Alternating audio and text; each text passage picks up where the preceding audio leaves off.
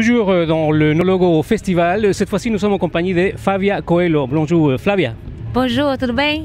Tout bien. Alors merci pour nous accorder cette interview à quelques minutes de monter sur scène dans le Nologo Festival.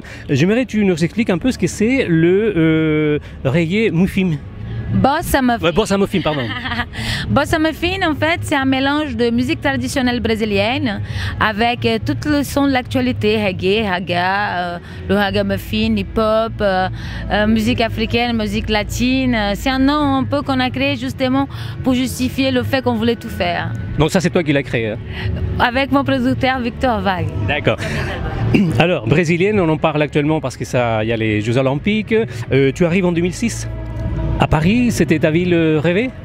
C'est une ville rêvée, la vie rêvée de beaucoup d'autres de mes idoles, dans tous les arts confondus, la peinture, l'écriture, la musique.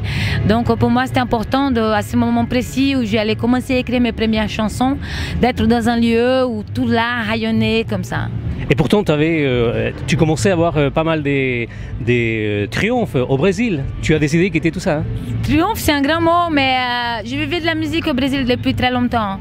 Et là, je commençais vraiment à faire de vrais contacts pour essayer peut-être de commencer à faire un premier album. Et à ce moment-là, je me suis dit, non, stop, il faut d'abord que je grandisse là-dedans pour pouvoir écrire des choses et faire la musique qui me plaît sans avoir de regrets. Et donc, tu as trouvé à Paris, est-ce que tu rêvais, hein, tout ce mélange, cet échange culturel?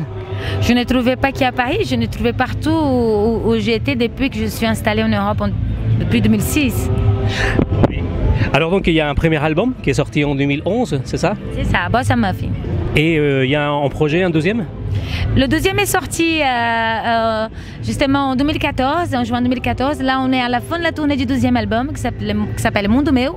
Et j'ai un nouvel album qui sort le 7 octobre. Alors, à quoi tu chantes? Je chante la réalité à laquelle je grandis au Brésil, les quartiers simples, les favelas, qui en reste encore beaucoup. Je chante l'esprit de l'homme, je chante l'envie de changer les choses, pas forcément que les miennes, mais celles des autres aussi. Je chante l'amour, je chante la tendresse, la saudade. Je chante ce qui passe devant mes yeux. J'essaie de sortir un petit peu de mon ego et aller plus voir vers les autres. Donc même si parfois c'est des thèmes compliqués, c'est toujours avec le sourire et les rythmes brésiliens et un mélange. Il faut surtout qu'à la fin, il y ait une façon de s'en sortir parce que je pense que ça c'est le but principal de la vie. Quand on est né dans un pays comme le Brésil, un pays tiers-monde, dans les quartiers simples, la seule chose qu'on a envie de faire c'est de s'en sortir.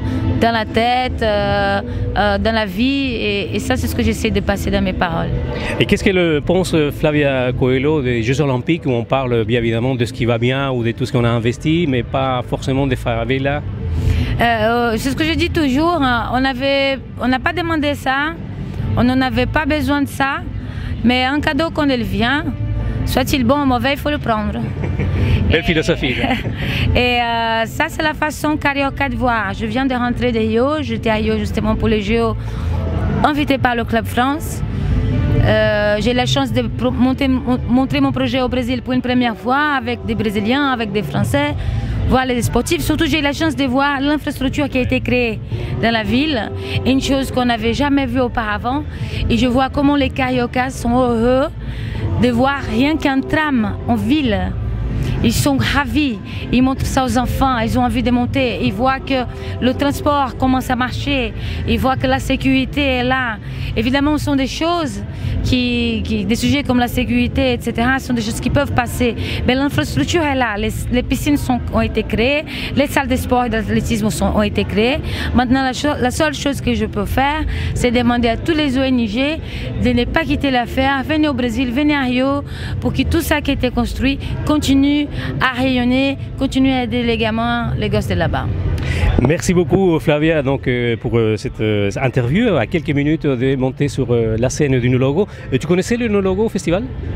Bien sûr, le Nologo c'est un grand festival qui travaille seul, je considère ça, comme je dis tout à l'heure, comme la création d'un album d'un artiste indépendant. Il travaille seul, il y a des collaborateurs, il y a des gens qui sont avec lui, qui croient en rêve. Et voilà, quand on fait les choses avec le cœur et qu'on donne de son mieux, ça peut que marcher. Très bien, on te souhaite très bonne continuation et merci beaucoup Flavia. Merci à vous.